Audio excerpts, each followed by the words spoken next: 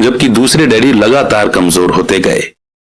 इसे इस तरह से समझें कि एक इंसान हर रोज एक्सरसाइज करने के लिए जिम जाता है, जबकि दूसरा इंसान अपने सोफे पर बैठकर टीवी देखता रहता है। शरीर की सही एक्सरसाइज से आप ज्यादा हेल्दी हो सकते हैं और दिमाग की सही एक्सरसाइज से आप ज्यादा अमीर हो सकते हैं। आलस से सेहत और पैसा दोनों का नुकसान होता है। मेरे दोनों डैडियों की मेंटालिटी में जमीन आसमान का फर्क था। पुअर डैडी की सोच थी कि अमीरों को ज्यादा टैक्स देना चाहिए ताकि बेचारे गरीबों को ज्यादा फायदा मिल सके, जबकि अमीर डैडी कहते थे कि टैक्स उन लोगों को सजा देता है जो कुछ प्रोड्यूस करते हैं और उन लोगों को इनाम देता है जो प्रोड्यूस नहीं करते। पुअर डैडी सिखाते थे कि मेहनत से पढ़ो ताकि तुम्हें किसी अच्छी कंपनी में जॉब मिल जाए, जबकि अमीर डैडी की सीख ये थी कि मेहनत से पढ़ो ताकि तुम्हें किसी अच्छी कंपनी को खरीदने का मौका मिल जाए। पुअर डैडी कहते थे, मैं इसलिए अमीर नहीं हूं क्योंकि मुझे तुम बच्चों को पालना पड़ता है। अमीर डैडी कहते थे, मुझे इसलिए अमीर बनना है क्योंकि मुझे तुम बच्चों को अच्छे से पालना है। अमीर डैडी डिनर के टेबल पर पैसे और बिजनेस के बारे में बात करने के लिए हमेशा एनकरेज करते थे। पुअर डैडी खाना खाते समय पैसों की बातें करने के लिए मना करते थे। पुअर डैडी का कहना था, जहां पैसे का सवाल हो सुरक्षित कदम उठाओ, रिस्क मत उठाओ। अमीर डैडी का कहना था, रिस्क का सामना करना सीखो। एक का मानना था, हमारा घर ही हमारा सबसे बड़ा इन्वेस्टमेंट और हमारी सबसे बड़ी प्रॉपर्टी है। दूसरे का मानना था, मेरा घर मेरी जिम्मेदारी है और अगर आपका घर आपकी नजरों में आपका सबसे बड़ा इन्वेस्टमेंट है तो आप गलत हैं।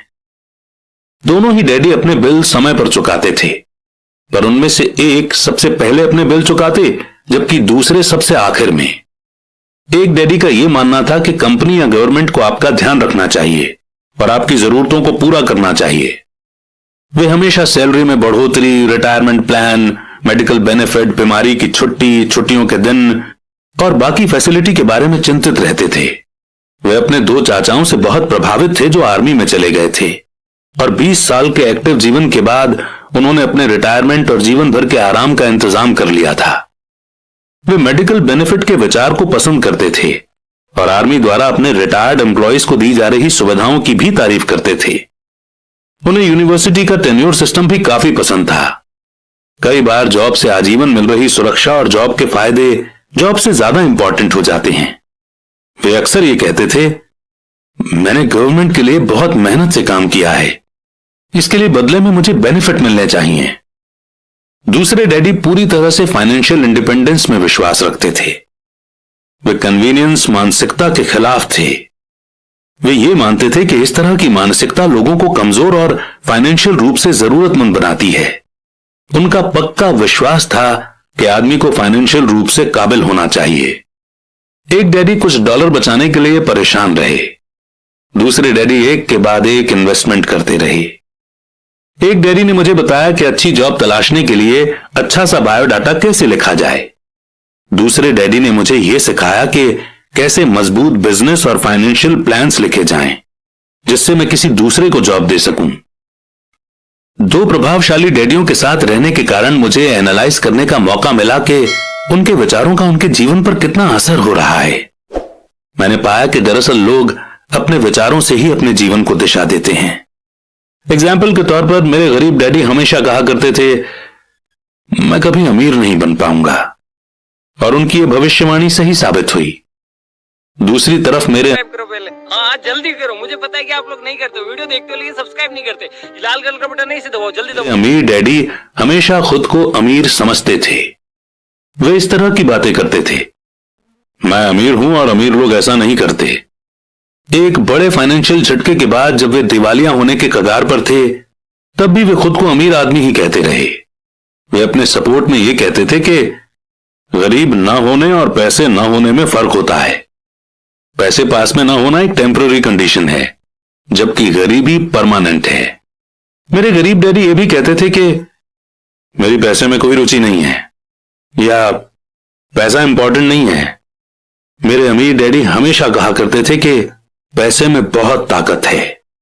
हो सकता है कि हमारे विचारों की ताकत को कभी मापा न जा सके या फिर उन्हें पूरी तरह से समझा न जा सके। फिर भी बचपन में ही मैं ये समझ गया था कि हमें अपने विचारों पर ध्यान देना चाहिए और अपने एक्सप्रेशंस पर भी। मैंने देखा कि मेरे गरीब डैडी इसलिए गरीब नहीं थे क्योंकि वे कम कमाते थे, बल्कि इसलिए गरीब थे क्योंकि उनके विचार और काम गरीबों की तरह थे। 2 डैडी होने के कारण बचपन से ही मैं इस बारे में बहुत सावधान हो चला था कि मैं किस तरह की सोच अपनाऊं। मैं किसकी बात मानूं, अपने अमीर डैडी की या अपने गरीब डैडी की। हालांकि दोनों ही एजुकेशन और नॉलेज को बहुत इंपॉर्टेंट मानते थे, पर क्या सीखा जाए इस बारे में दोनों की अलग अलग राय थी। एक चाहते थे कि मैं पढ़ाई में कड़ी मेहनत करूं, डिग्री लूं और पैसे कमाने के लिए अच्छी सी जॉब ढूंढ लूं। वे चाहते थे कि मैं एक प्रोफेशनल ऑफिसर, वकील या अकाउंटेंट बन जाऊं या एमबीए कर लूं। दूसरे डैडी मुझे एनकरेज करते थे कि मैं अमीर बनने का राज सीख लूं, ये समझ लूं कि पैसा किस तरह काम करता है और ये जान लूं कि इससे अपने लिए कैसे काम लिया जाता है। मैं पैसे के लिए काम नहीं करता। इन शब्दों को वो बार बार दोहराया करते थे। पैसा मेरे लिए काम करता है।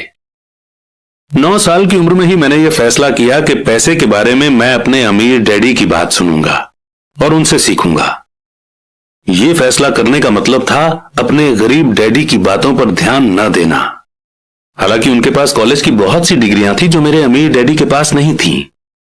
एक बार मैंने यह फैसला कर लिया कि मुझे किसकी बात सुननी है, तो उसके बाद मेरी मनी एजुकेशन शुरू हो गई।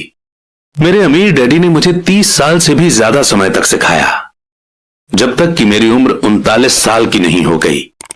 और इसके बाद उन्होंने सिखाना बंद कर दिया। उन्होंने ये देख लिया था कि मैं वो सब समझ चुका हूं जो मेरी मोटी बुद्धि में भरने की वो कोशिश कर रहे थे।